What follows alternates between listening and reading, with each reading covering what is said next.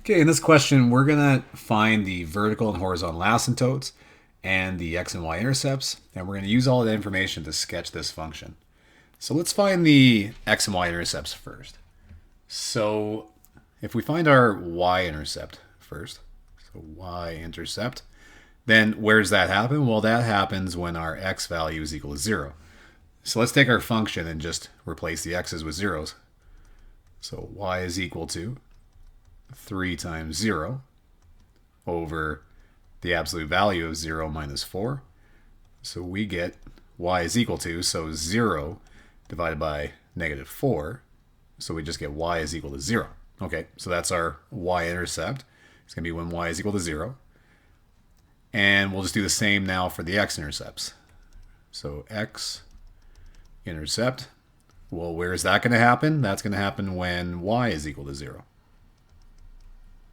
So let's replace y with 0. So 0 is equal to 3x over, and then the absolute value of x minus 4.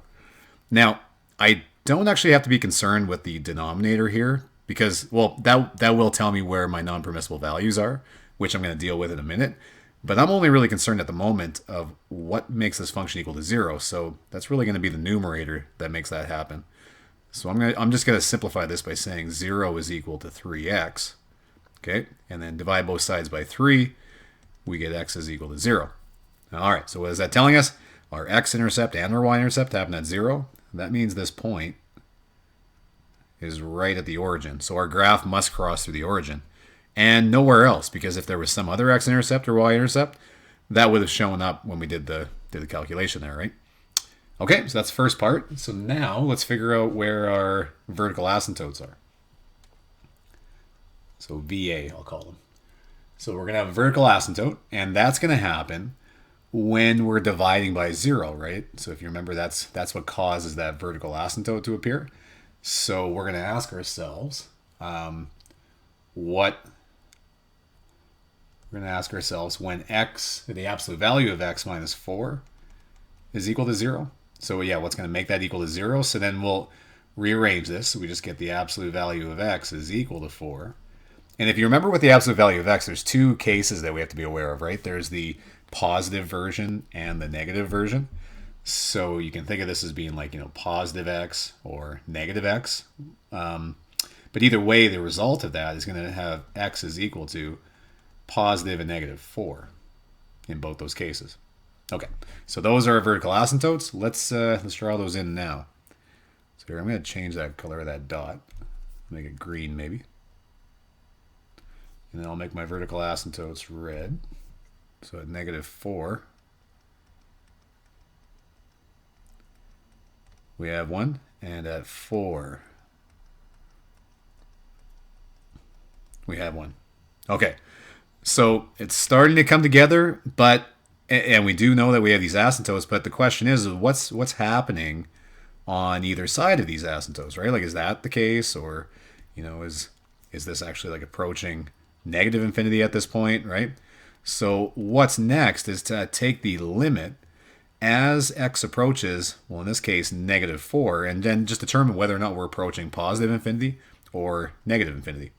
So let's do that now. So we'll say, okay, again, with these vertical asymptotes, we'll say for the scenario when x is 4, right? So I'm just going to say, okay, for when we're looking at the vertical asymptote of x is equal to 4, then the limit as x approaches 4 from the left of 3x over the absolute value of x minus 4.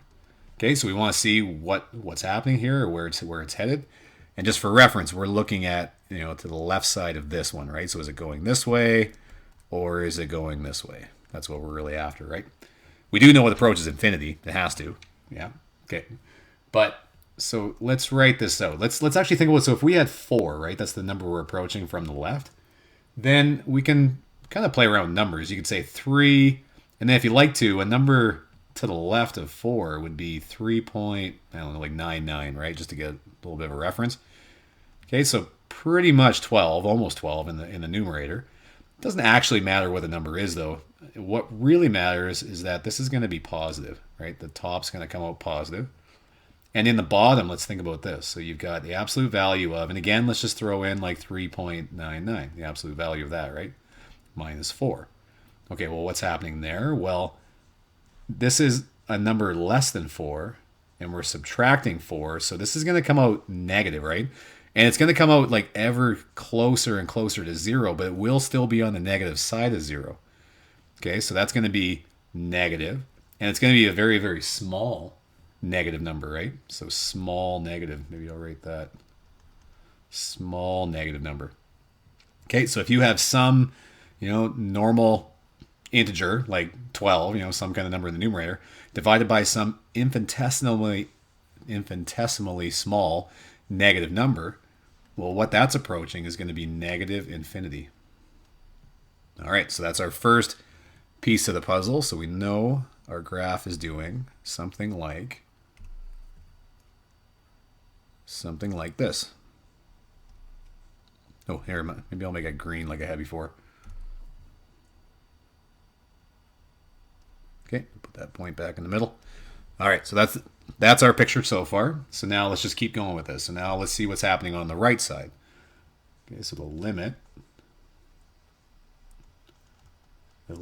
as x approaches 4, but now this time from the right, of 3x over the absolute value of x minus 4 is equal to, so now we're on the other side, so this would be something like 3 times, and this would be like 4.001, some tiny little number like that. Or not tiny, but like close to 4, I mean. And then over, and then we got the same thing in the absolute values. This is like 4.001. We get very, very close to 0. But the main thing is this number, right, is going to be bigger than 4, right? Slightly bigger than 4, but it's approaching 0. But either way, it's coming out positive. So in this case, we have I'll write it this way. We have a positive number over a very, very small positive number.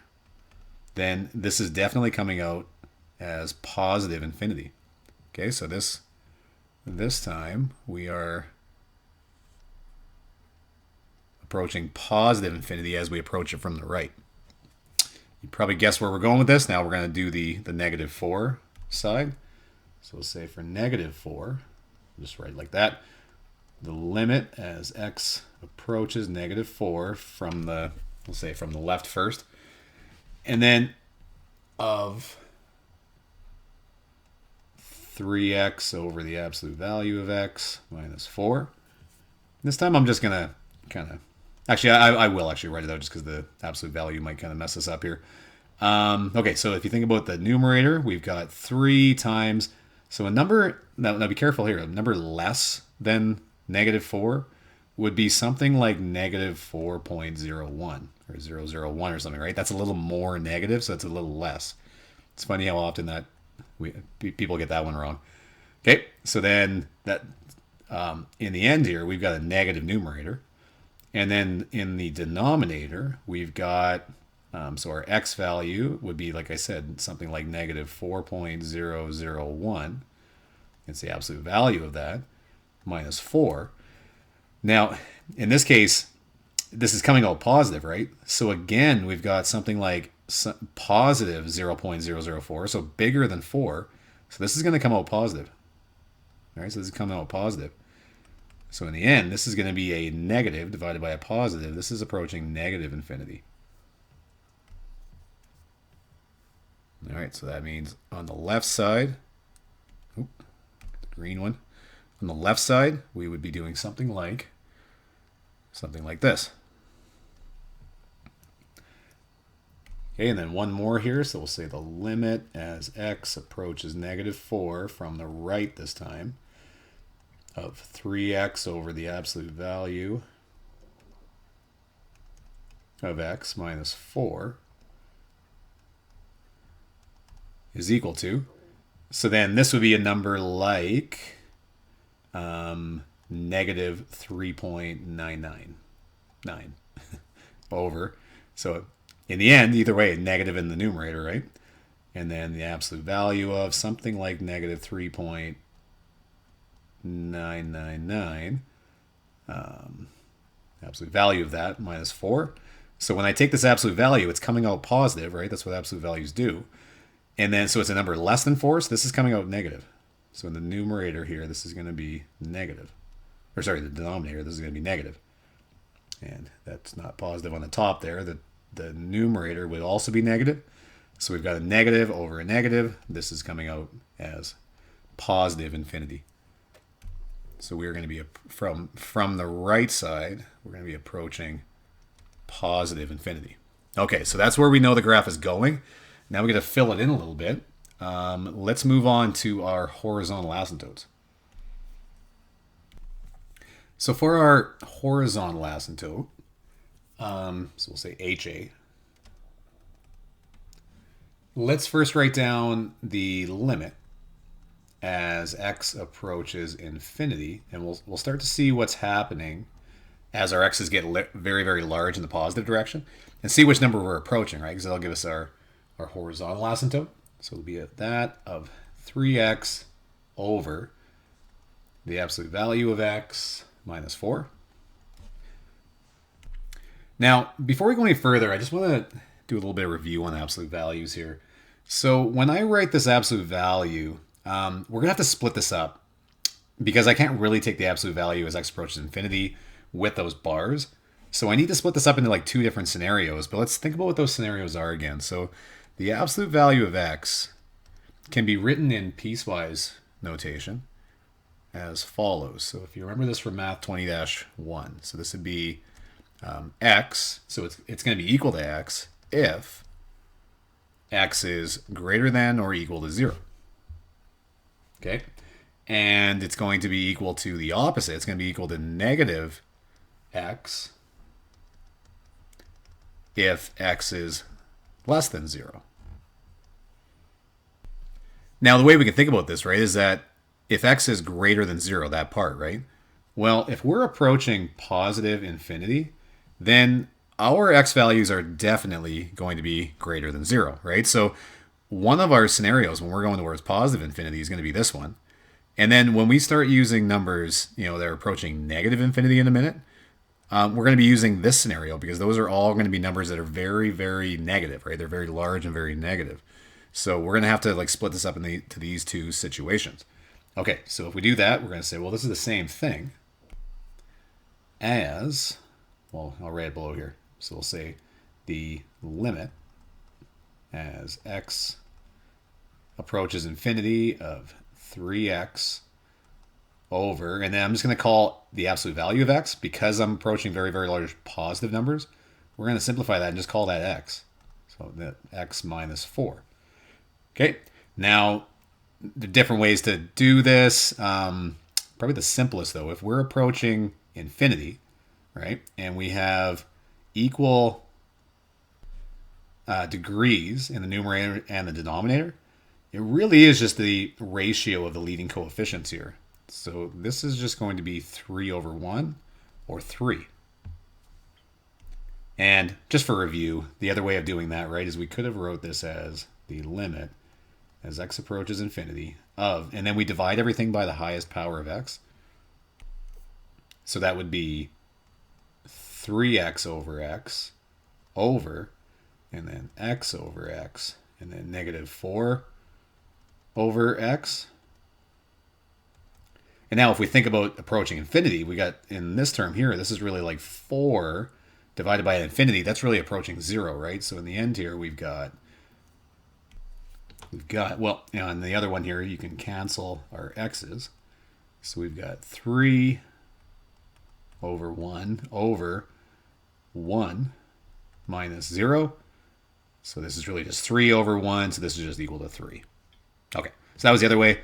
Probably at the point now, though, we can just use our ratio of the leading coefficients to make life easy. Okay, so there you go. Now let's find the other one. So now we'll approach negative infinity. And as we said before, we're going to change up the absolute value there. So the limit as x approaches negative infinity this time of 3x over. And like I said, this time now, because we're dealing with very, very negative numbers, right? We know that we're dealing with numbers less than 0. this will be the case. It'd be negative x and then minus 4. All right, so from here, our leading coefficients in this case would be 3 over, and then think of this as like negative 1. So this all becomes negative 3. There you go. So then we can add these in. So we have our horizontal asymptotes at 3 and negative 3.